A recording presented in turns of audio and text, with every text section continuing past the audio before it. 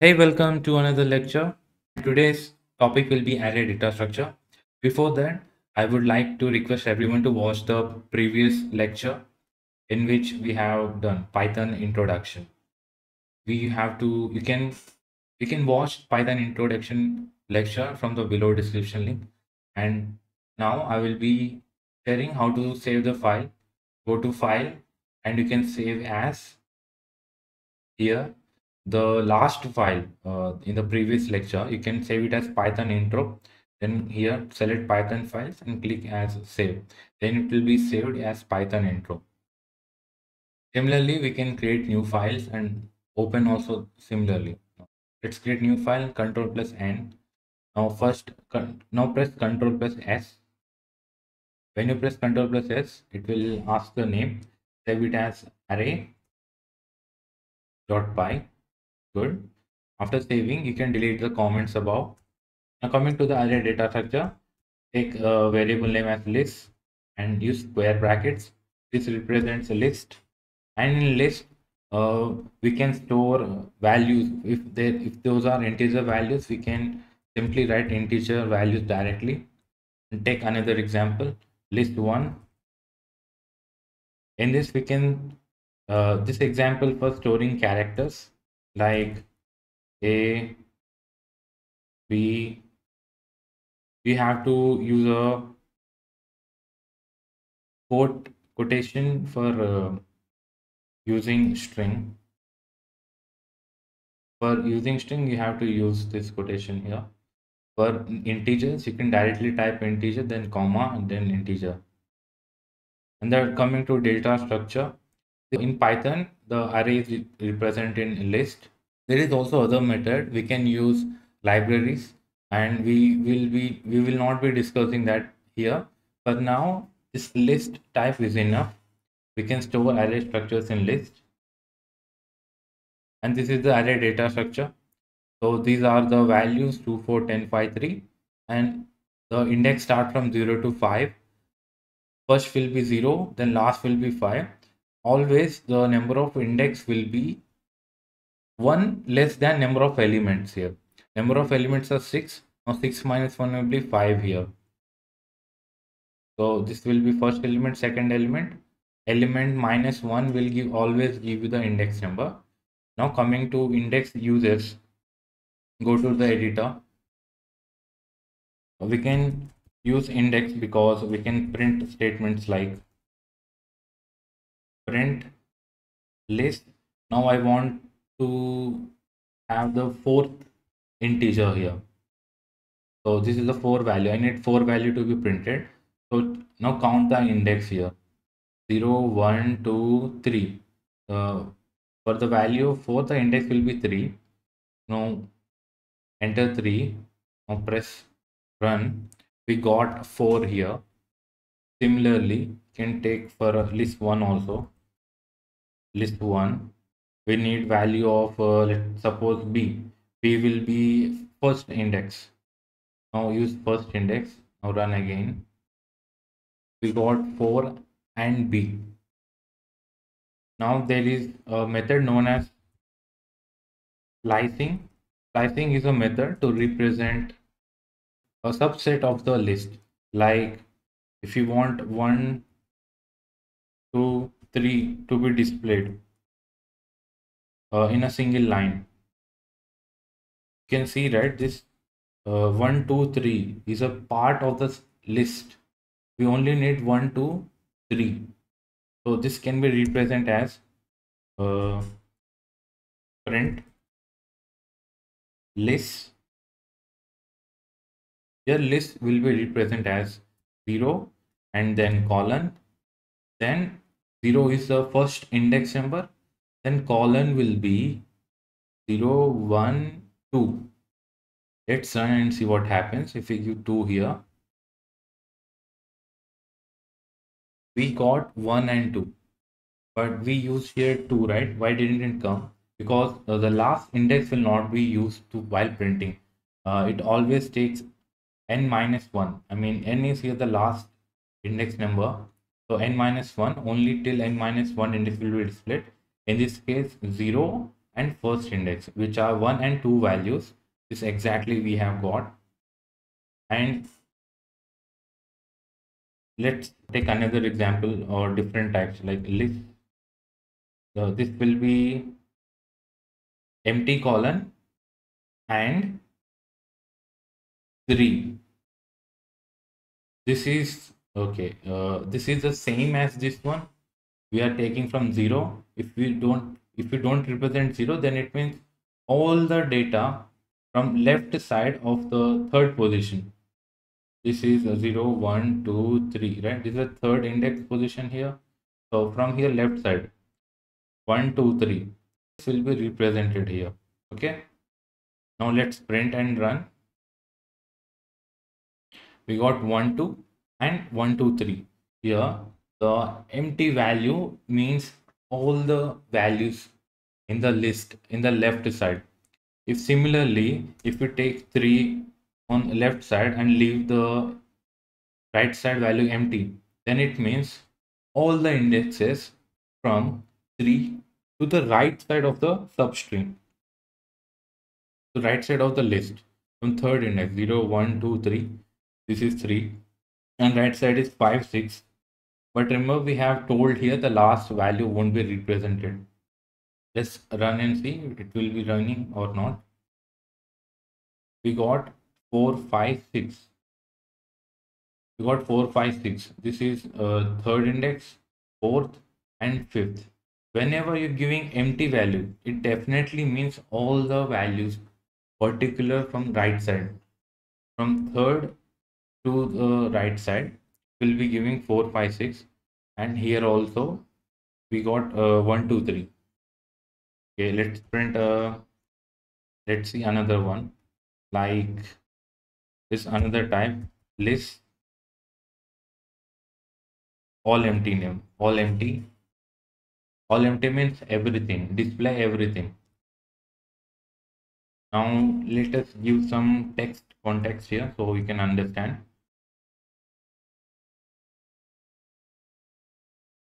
Values from 0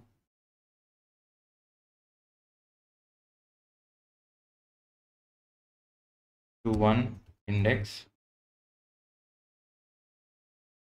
comma,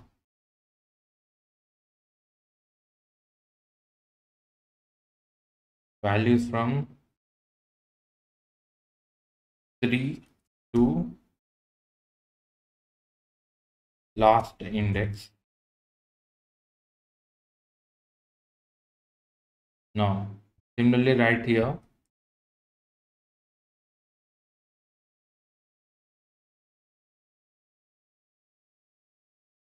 all values.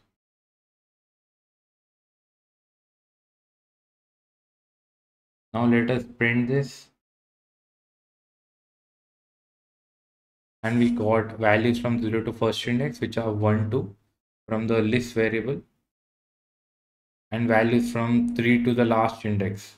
This is the 0, 1, 2, 3 from third index to till the last. 4, 5, 6 we got here. And similarly for list on both sides empty of the left and right side of the column, we got 1, 2, 3, 4, 5, 6. After this, comment down this, comment print, comment above print also. After slicing, now we will be learning about loops, how to iterate through the loops.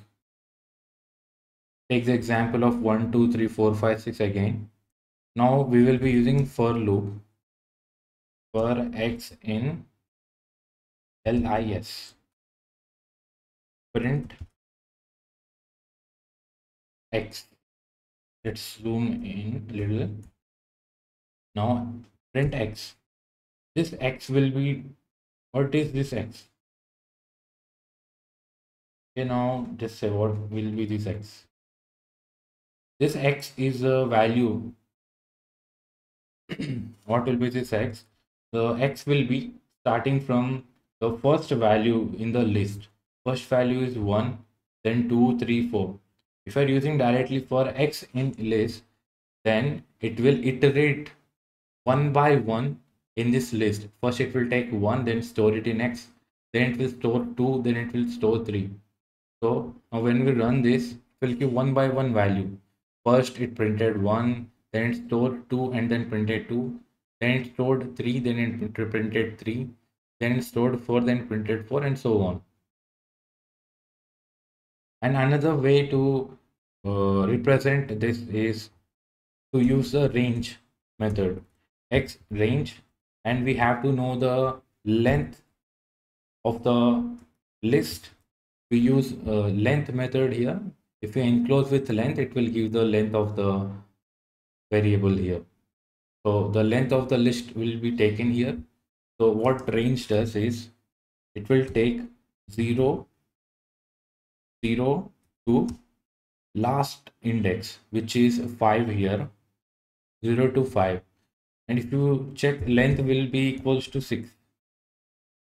But the last index will be length minus 1. Only length minus 1 will be taken in this loop. So now if you run again, you observe it will give the index value. We got 0, 1, 2, 3, 4, 5. Okay, now we got index value, and we can represent list value by using list and giving square brackets here. By giving square brackets and directly using the index will give the particular value from that index position. So every time X is replaced with index value, and now X will be here replaced with the index value inside the list. Whenever we're giving index value inside the list variable, it will print the value from that position.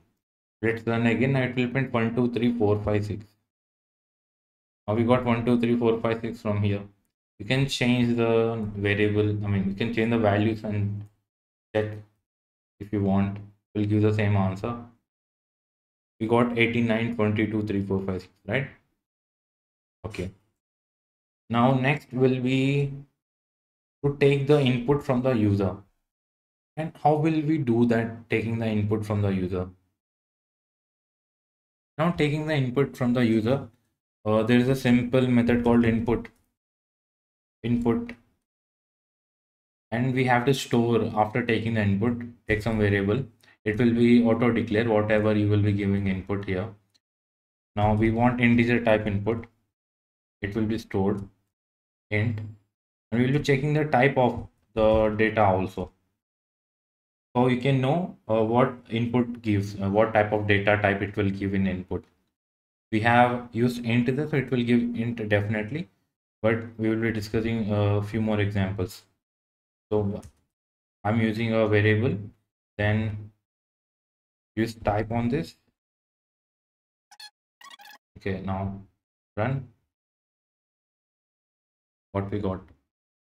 Okay, it is asking for input, but it is not visible because I haven't given any text to the user to enter. For now, just press any number 4.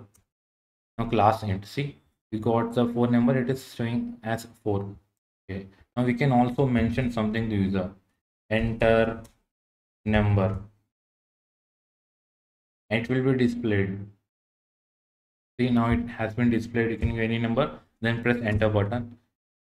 After that, it will give the type of the data type of the value. Okay, now what happens if you give the wrong value? I told to give integer, but I have given a letter. It's taken as invalid. So you can only give the input of the mentioned thing. But if you don't use int, then it should give you a string. It will take number also. It will take alphabets also. Now it is converted to the string data type. String data type is the anything which is a combination of numbers or alphabets, or even only numbers and alphabets in the string format. And string is always represented by multi quotes or a single quote here. See, I will be printing the var value also. You can see here. Now run 6GYTT, anything. This is a string. It is shown as 6GYHU. Okay. So this will be taking the input from user. You can use here float or int. If you want string, you don't have to write here str. You can write str, but by default the value will be taken as string. Now today's topic was array, so we will be discussing how to convert the values into a list. You cannot take simply in integer value here. There are basically two methods which are very easy. Other methods also there which are a bit difficult, but now we will be only discussing two methods. First, let's go to website here, and you can come here, and there are different types of methods given. You can practice if you want by copying the code. So here the user is taking the input, enter number of elements. It is asking to how many elements do you want. Will take and store it in n. Then there's a empty list declared here. Then for I in range is used. So after range has been used, and the n is the number of inputs. Suppose the user asks, I want to enter 6 elements. Then the range will be 0 to 5. I will be 0 here. So every time, for every index, it's asked the user to get an input of integer. After getting integer, it will be added to the list. And this dot append, we will discuss this now. This dot append will add add values to the list inside of the list. Let's take an example here. Now we will discuss about adding and deleting values from the list. First one will take a list one this time. List one, okay. Taking list one this time. List one dot pop, and we'll be printing print list one. They make this a multi-line comment or a single line comment, whatever you want, because we don't want other code to interrupt. Make this a comment. Make this a comment. Now run. We got A and B. List one, because we popped. By default, pop will delete the last element. After deleting last element, there will be only two values remaining in list one. So those are the two values that have been displayed here. Dot pop. You can also append. I mean, you can also add the value. Like list one dot pop has deleted the value, right? Now we can use list one dot append any value you want. You can write anything here, like subscribe now. Please subscribe. After clicking the subscribe now, you can print LIS again. We can notice the different after this difference. See the difference. AB is the first print here. After the pop, we got AB. Now we use append function for append method. After using append, the subscribe now has been added to the list. So this is a pop and append, which are very useful in data structures to delete and add elements. Okay, coming to the method. This is the first method. You can initialize with empty list, then keep asking a user again and again by using for loop. Then add that value every time to the list till the list is completed. Then you can print the list. This is one method. And another simple method will be use the dot split. If you use only dot split while taking the input, it will be converting into the it will be converted into the string type. See, this is the string. We got here quotes here. Now there are quotes. Has been converted to the string data type. We want integer though, right? If we want integer, this method is very useful. This is almost used in every problem is solved online. This method is very useful here. This is one of the shortest method you can use. Copy that and let's take it inside.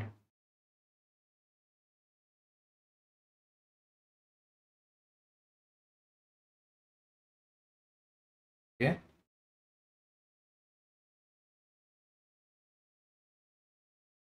Okay. Now we will be using the previous statement. Press enter. Control plus V. We have to store this somewhere. Let's call it TES or test equals to list. No, I will explain the parameters here. This is float. It is saying whatever the input will be there, we will be splitting that. By default, it splits wherever there is a space. It will split and then it will check it is float or not. If it is float, the map will ensure it will be mapping those values as float. After they have been mapped as float, then it will be converted into the list format. And this this colon and we discussed this in slicing. It will take all the values from the left side of the index of the specific index we are going to mention. If we don't mention any index, it will take any number of values we want. Let's delete this for now. Now let's print a test here.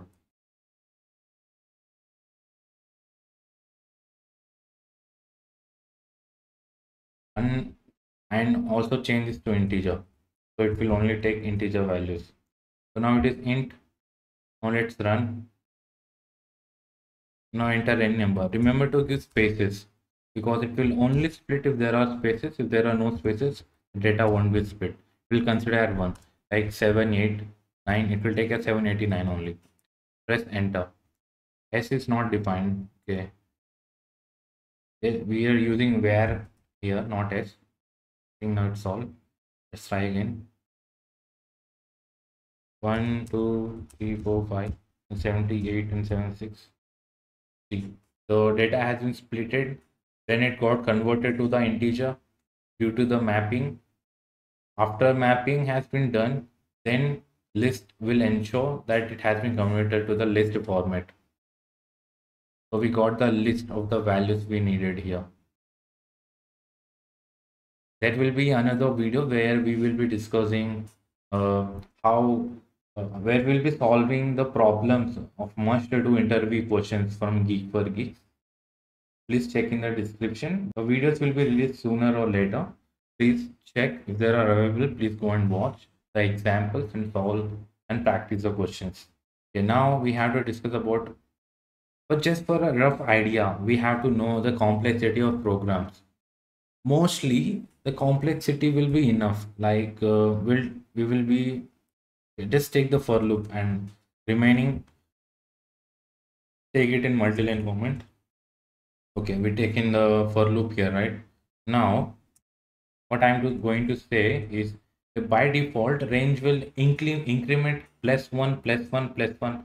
Whenever there is a +1, that will be whenever there is a +1, it will be considered as ON. Okay, it will be the ON. Complexity will be ON. And let's go to one website in Geek for Geeks. Search as Geek for Geeks complexity of loops. Then go to the first link. Here, the complexity is O1 because there is no any expression and the value is constant here. Time complexity of ON, I have mentioned earlier. Whenever there is an increment of some type, then it will be ON. Will run through ON. This will time complexity for this will be ON. And on square, on to the power c means whenever there are loop inside the loop, like first loop will be on as we have told, because there is a increment here of certain type of increment we are mentioning. Then the second will be 3, second will be on again, on into on will be on square here, on square. If there is another loop, suppose there is here another loop inside the for of the second, inside the second for loop, then it will be on cube. And O log n will be when we are giving the power increment. If the increment is constant, right? When we give 2 increment, when we give 3 increment here, so that will be n. But if we are giving the increment in uh, you can take it as a multiplication, like some 2 into some constant value, like 4, suppose 4 into 1, 4 into 2, 4 into 3, we are multiplying here in constantly. Or even when dividing, multiplying and dividing, whenever the statement is updated by division or multiplication, the updation of the statement, it will be O log n. And another will be O log of log n. This O log of log n will be when there is an exponential form. This I star star c. This is the exponential form I to the power c. When there is updation as I to the power c, it will be the time complexity will be O log and log of n. Let's take one example so we can understand. So this is the length LIS, right? So now we are going from 0 to 5 range, but we have to increment it. So let's take one another parameter. Let's suppose it say it is 0. We are starting from 0, and this is up till 6. The starting 0 represents us we have to start from 0 index. From the right side parameter tells this is the last index where we have to stop. And there is another parameter, but by default it will increment by 1. But if you don't like increment plus 1, you can change the increment by using 2 into 2, like plus 2. You want to increment by only by 2. Run. We got 3 and 5 only. We only got 3 and 5 here because we are incrementing by 2 here. Did we print the statement here? LX, okay, right? This is right. 89, 3 and 5. Yeah, correct. This is the first one. Then it will increment plus 2, then 3. After increment again plus 2, this will come 5. After increment 2, there is no index after that, so it won't print that. This is 2. You can increment whatever number you want from here. You can say x divided by 2, or you can take as x to the power 2. Okay, x will be starting 0, then it will become 1, then it will become 3. It should return us 3 values here.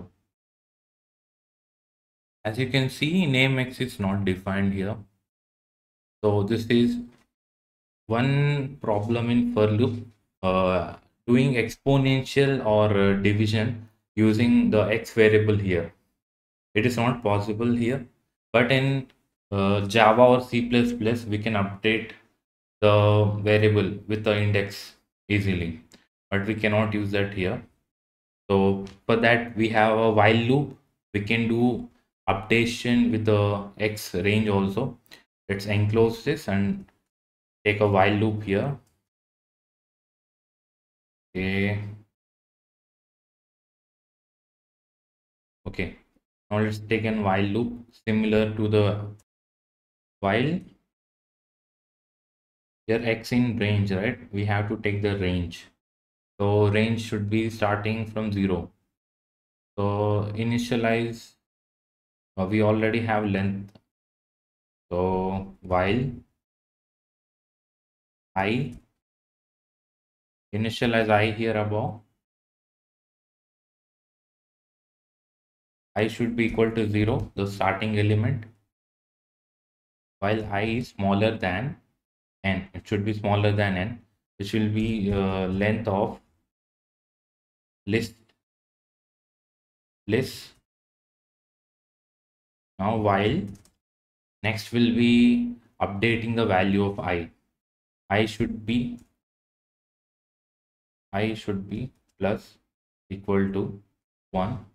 Now it will update 1 in every iteration. Before that we have to print the element, print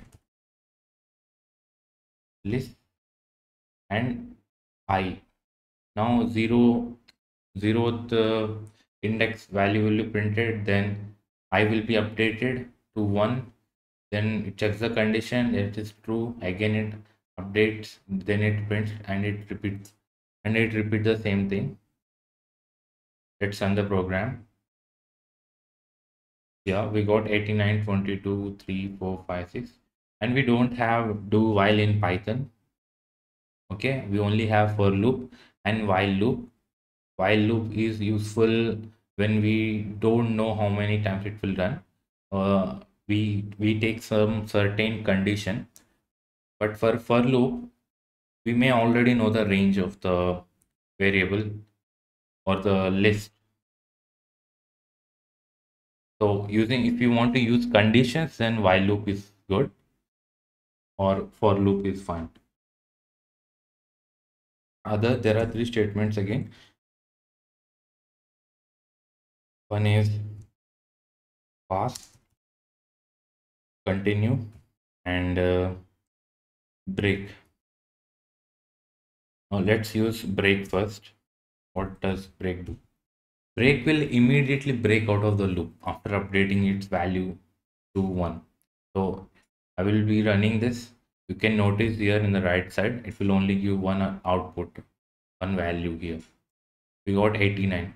Immediately after 89, this break, after using break, it will come out of the loop. It won't go to the top, it will go to the below statement, next statement. From 14 it will start after using break. While continue is also fine, like continue means it will directly go to the loop here.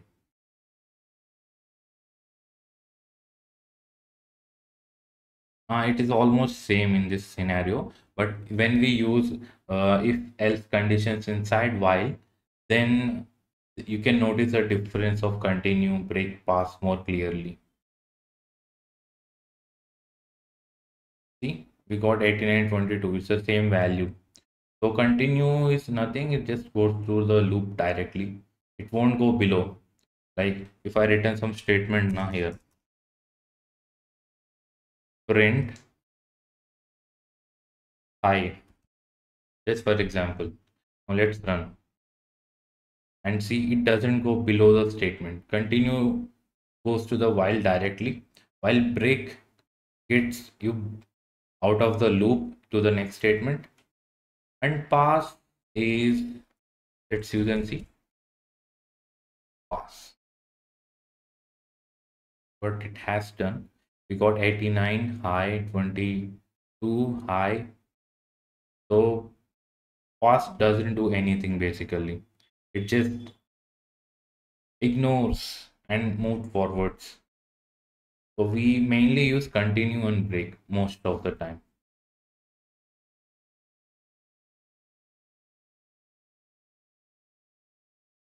With this, I end my lecture on array data structure. We'll be meeting in the next lecture. Thank you.